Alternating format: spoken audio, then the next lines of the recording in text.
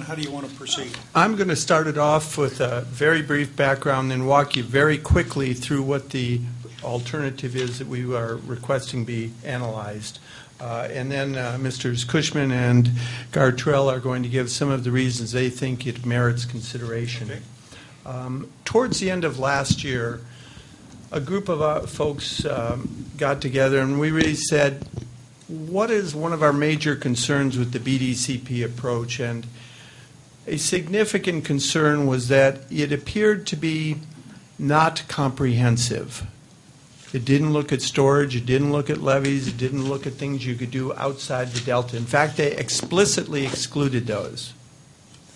And as we've been listening to programs that you've heard here at BDCP, we became increasingly concerned that by having a non-comprehensive look, that was leading to a real skewing of what BDCP was looking at in terms of design and operations. So we got together and said, well, what would you put if you're going to put something forward as a framework? Good faith. And let me just address, before I get into the details, who else thinks this is worth looking at and what is significant about that? 7 urban water agencies, north and south areas, 3 business groups, 4 environmental groups, 14 elected officials. These are congressional representatives, county boards of supervisors in the Delta, members of those boards, newspapers. I want to return to congressional. George Miller. Those of you who've been in this business for as long as you've been in this business know that he has had significant interest in the Delta for intergenerationally. Here was his quote.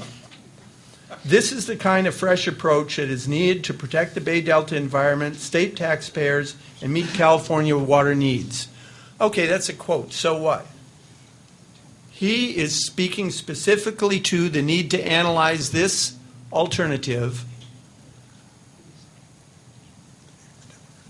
including new conveyance. And to the best of my knowledge, this is the first time Congressman Miller and several of these other folks who have endorsed looking at this have said, yeah, let's look at an alternative that includes new conveyance in the Delta. With that, let me walk you through very quickly what's in the conceptual alternative before we hear some of the rationales. New conveyance facility, you've heard about 3,000 cubic feet per second. This is not standalone 3,000 CFS. This is dual conveyance. So when one analyzes it, one doesn't want to just say we're abandoning the South Delta. Let me point out at this time, BDCP is going to include an analysis of 3,000 CFS, is our understanding. That is not the same as this alternative. This alternative includes south of Delta storage. It includes significant investments to achieve 1 million acre feet of local water supplies that reduce the demand on the Delta, and I'll mention why that's important. But the key point is 3,000 CFS. People think that's what it is. That is only a piece of a comprehensive approach. Project operations. It's just not what you build, it's how you operate it. We are suggesting that we analyze what the fishery agencies worked on last year, what they thought would be protective of the Delta. That will not provide as much water as all of the exporters would like to see. Okay, they're going to have their alternative. We think this is one that needs to be looked at. Reduced reliance on the Delta through those local investments. And Dennis, I know, is going to speak to this because that's what they do for a living. How do you get 1 million acre feet more? And why is this important? You're going to hear a lot about how much water any of these alternatives can provide. And that's determined by using the CalSim model. One of the key drivers of the CalSim model is the sucking. It's how much water is being pulled out of the Delta. So when Dennis talks about what are some of the demand reduction impacts, that translates back into the Delta, into that operation, and how much you can get at what times. Improved water agency integration. How do you use surface and groundwater? The example we use is you've got Diamond Valley Reservoir in Southern California. I understand, it's my understanding that Met likes to keep that as full as possible. I got that. It's south of Delta. What if you have a problem along the aqueduct or the pumps over the Tehachapi's? Got it. However, if you could use that to store big gulp water, then release it into your groundwater basins, and that takes institutional arrangements which have to be worked out, but then you have more room for the next big gulp, and you haven't thrown that water away. So there are things that can be done to be more efficient. South of Delta, surface and or groundwater storage, 1 million acre feet. The predicate for BDCP is big gulp, little sip. If you don't have a big stomach to store the big gulp when it's there, what do you get? You get big gulp, big gulp. And you've heard Sonny McPeak talk about the importance of storage. So we think having 1 million acre feet of additional south of Delta storage, by the way, that feeds back into that calcium model about what your effective annual yield is, how much water you have. We've been searching around for good opportunities for south of Delta storage. Obviously, there's still some groundwater opportunities. Surface water, one that's beginning to get a little bit of attention, is the potential to enlarge San Luis Reservoir. There's some seismic safety deficiencies there that have to be dealt with.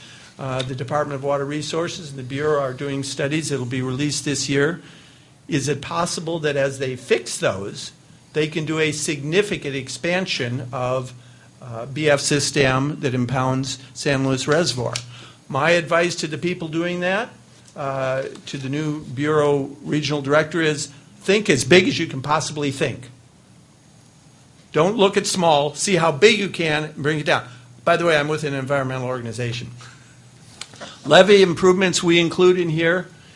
It's our understanding that even with the current BDCP proposal, 9,000 cubic feet per second, on average, half of the water exported from the Delta will still be exported from the South Delta, which means those levees are going to be important forever. They're important for whatever that time period is from today till when new conveyance is built, if it is built, and it'll be just as important afterwards. So we include funding for that.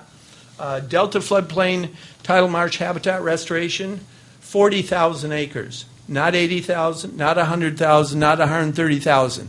Would I like to see a lot of habitat restoration? You betcha. Is it realistic? No.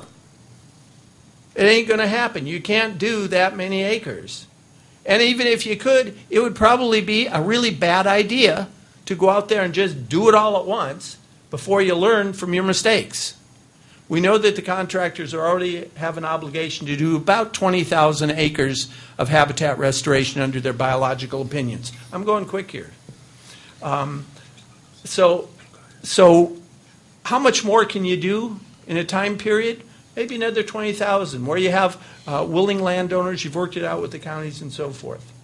The last element is integrating science into Delta management, smart objectives, a much closer tie to actual performance and operations. How do you pay for this? BDCP is publicly stating the cost just for the conveyance and the footprint mitigation is $14 billion. Add another $4 billion for ecosystem restoration, add another $1 billion for levees, you're about 19, 20 billion. What we did is we came up with $14 billion.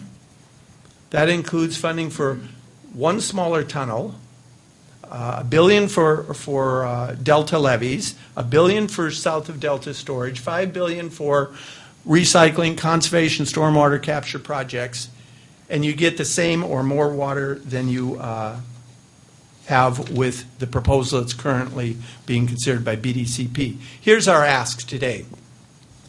None of us, and you were joking with us, Phil, that, we're putting this out, but no one would support it. Well, we're not doing that. Everybody who has looked at this is putting this forth in good faith to be analyzed, because it might be not the perfect answer. We know I know this ain't the right answer. But it could be the framework for an answer, much more comprehensive, where you can get those benefits. It could be meet the four tests. It's got to be politically feasible. You got Delta people saying, look at it. It's got to be technically feasible, okay? I can see a 20-foot tunnel, two 43-footers. When you go outside today, look at the Roofstaller building over there at the corner of 9th and J. We think that's about 40-some feet tall. Imagine those bores. It's a technical challenge. Would it be financially feasible? We think you can get it at the same or lesser cost. We think that there's a case to be made for public benefits and public funding. So our ask is not that you say, this is it, go for it. Our ask is that you encourage folks working on BDCP in the administration, in the water user community, to be open to looking, not just talking to us, but talking with others as well. Hey, is there something in a comprehensive approach that might make sense? My take is, this is my take, BDCP is stuck. You know, if it weren't stuck, they'd be here, you'd see the financing plan, you'd see it all. I'm thinking it's stuck. How do we get stuff unstuck? With that, I turn it to Dennis.